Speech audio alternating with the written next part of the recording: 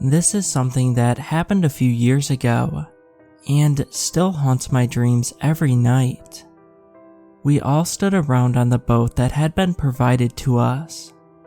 It was a freezing cold morning and a mist hung heavy across the lake. There were 10 of us taking part in this expedition. It was led by a professor named Alan Connors, who had convinced some people with deep pockets to fund this. The rest of the team were made up of grad students, and also 2 drivers whose job it was to control 2 submersibles that had been provided. The other grad students were very giddy, as they suspected that they had been specifically chosen by the professor. I knew that he had probably chosen us because he wouldn't have to pay us. The professor clapped his hands and we began to climb into the submersible we were designated to. I was relieved that I wasn't claustrophobic, as it was beyond cramped in here. One of the other students, Adam, joked that he hoped that no one had beans last night, as a fart would probably suffocate us. It was met with half-hearted groans as he smiled away to himself. The professor gave him an annoyed look, which wiped the smile off Adam's face. I watched through the window as we carefully lowered into the water. I felt a shiver run up my spine as we were finally fully submerged. Our pilot, Billy, started moving us forward and was using the sonar to see if he could find anything else down here. The lights from the sub lit up the lake, and it gave the water an ominous look. We saw very little in the first hour or 2 apart from a couple of startled fish, who swam away almost as soon as they appeared. The other sub came in over the intercom and announced that they had found an underwater cave. The professor instructed Billy to head over to the other sub so that we could check it out. We moved both of the subs into the cave and sank down for almost a minute. We followed the course of the cave for almost 10 minutes, until we finally surfaced inside a gigantic underground cavern. It was lit by some weird natural light that made it look both beautiful and also terrifying. Billy confirmed that the air outside was breathable, and we all climbed out to explore. Billy and the other pilots stood around the subs to make sure nothing happened to them. The professor began issuing orders and we rushed around following his instructions. We were paired in teams of 2 and I was stuck with Adam. We moved to the far end of the cavern, and I had to listen to an endless stream of bad jokes from Adam. I hoped that my silence would make him shut up, but he didn't take the hint. We were walking along the edge of the water on our way back to the others, when I noticed something gigantic moving underneath the surface. I tried to point it out to Adam, but it had disappeared before he could see it. We reached the others and none of them had discovered anything of interest. One of the girls, Jenny, had found a small cave system but had only gone in a small distance. The professor looked crestfallen, as he had obviously expected to find something to placate his investors. Adam opened his mouth to tell another joke, when he was cut off by an ear-splitting scream. We rushed in the direction of the screams to find Billy being dragged along the ground towards the water. Something that looked like a tentacle, but was as black as the night sky, was wrapped around his leg. Billy's face was contorted into a look of pure agony. I grabbed onto his arm and Adam grabbed the other, and we attempted to pull him free. Another student, who I think was called George, rushed forward and began stomping on the tentacle. Another tentacle came out of nowhere and smashed into George, sending him flying across the cavern. I heard a sickening thud as his body collided with the far wall. We managed to pull Billy free in this time, and began to move as far away from the water as possible. Billy kept screaming at the top of his lungs as his legs had been crushed. We watched as dozens of tentacles appeared out of the water and dragged the submersibles beneath the surface. The other pilot was nowhere to be found, and I assumed that he had already been dragged to his death. We gathered at the far corner of the cavern and tried to plan how we could escape. My eyes kept being drawn to George's corpse, which lay broken on the floor only a few feet away. We argued for hours with no one being able to come up with an idea we could all agree to. We decided at the present time to get some sleep for the moment. We were all exhausted and it seemed like the best idea at that time. Billy's screams were keeping me awake, but they were silenced after an hour. I awoke the next morning and looked over to see that someone had slit Billy's throat overnight. No one admitted to doing it, but we all pretended like nothing had happened. It was decided that we would try the cave system that Jenny had found. We made our way over and it looked extremely tight, but we should all fit through. We started moving one by one through the caves with myself in the lead and Adam following close behind. We used our torches to help us navigate our way through. There were small holes on the edge of the cave, and I kept seeing something darting in and out of them.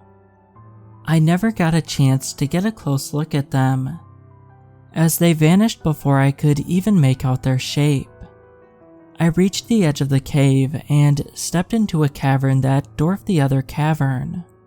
It was at least 10 times bigger, and I could barely see the edge in the distance. It was lit by the same strange light that had illuminated the other cavern. The others slowly came out of the caves and joined me in the cavern. We were standing around waiting for Jenny, as she was at the very rear of the group. After a few minutes, we began to get worried, and I went back in to find her. I carefully made my way back as I kept getting a weird feeling that I was being watched. I kept glancing in all directions as my mind was telling me that I was going to get attacked. I tripped over something and fell face first on the ground. My torch fell out of my hand and went out. My heart started pounding as I was now in complete darkness, and I kept hearing skittering noises all around me. I began moving my hands along the ground in a desperate attempt to find the torch. My hand brushed against something with thick fur that darted away. I let out a screech and backed away and once again tripped. I landed hard on the ground, but luckily my hand came to rest on top of the torch. I quickly switched it on and shone it around me. I was greeted to the sight of Jenny's corpse, which looked like it had bites taken out of it. I shone the light around once again, and froze as I saw dozens of what looked like spiders advancing towards me. They were the size of cats and had thick black hair with red eyes that were locked onto me. I jumped up and began running forward, hoping that I was heading towards the others. I burst out into the cavern and was greeted by a sea of worried faces. It took me a minute or two to get my breath back, and I then explained what I had found. The professor squeezed my shoulder to offer me comfort. He then told me to follow him, and we began to make our way further into the cavern. It became clear that we were on a higher part of the cavern, and we reached an edge that gave us a view of what was below.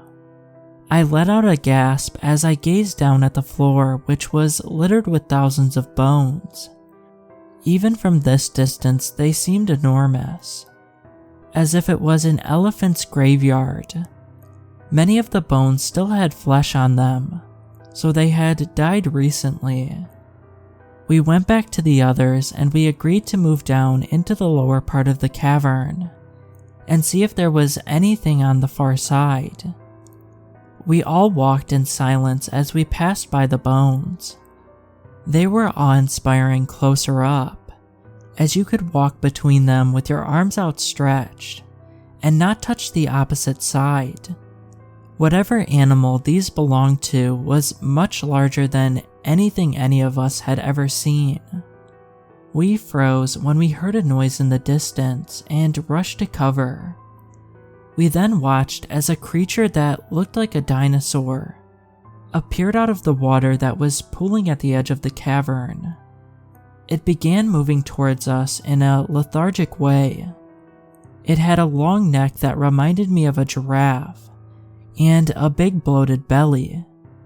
I recognized it immediately, as it looked like the pictures of the Loch Ness monster that had been circulating for years. It stopped a short distance from us and then rolled over dead. The professor began moving forward, and I yelled at him to stop. He either didn't hear me or ignored me as he kept going. He placed his hand on Nessie's stomach, and then let out a yell of triumph. He then turned to us and told us to take some pictures, so that he could show everyone what we had found. Before any of us could reach for our cameras, there was a ripping sound and Nessie's stomach suddenly exploded. Thousands of those spiders flooded out and quickly engulfed the professor. His screams were quickly silenced as they feasted on his flesh. 3 other students were consumed by spiders before they even had time to react. The rest of us began running off in opposite directions. I could hear the skittering noises of the spiders grow faint as we quickly outran them. We reached another cave system and rushed inside. It was now just myself, Adam, and another student called Lily. We used our torches and moved forward for almost an hour. We decided to try and get some sleep as we hadn't seen anything else living in quite some time. I had a dream of spiders feasting on my eyeballs, and I awoke in a cold sweat. We ate our meager supplies the next morning, and then set off. We reached a room that was lit by sunlight that was streaming from high above. The walls had a number of cracks that could be used as handholds. We started carefully climbing with me once again leading the way. We were halfway up when I heard a scraping noise below, and I looked down to see Lily losing her grip, and then beginning to fall. We locked eyes as she silently plummeted to the ground.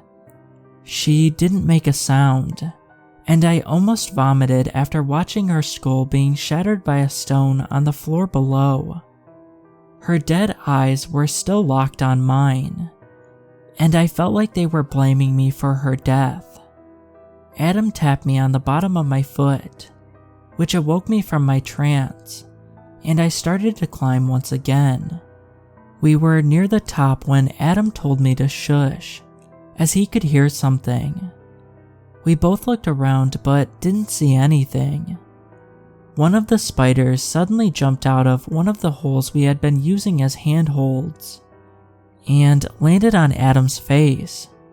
Without thinking, he tried to use both of his hands to rip it off. Time seemed to slow down as I watched the realization on his face, as he realized that he was falling to his death. I turned away at the last moment, but still heard the sickening thud as his body landed on the ground. I finished my climb and found myself in some woods.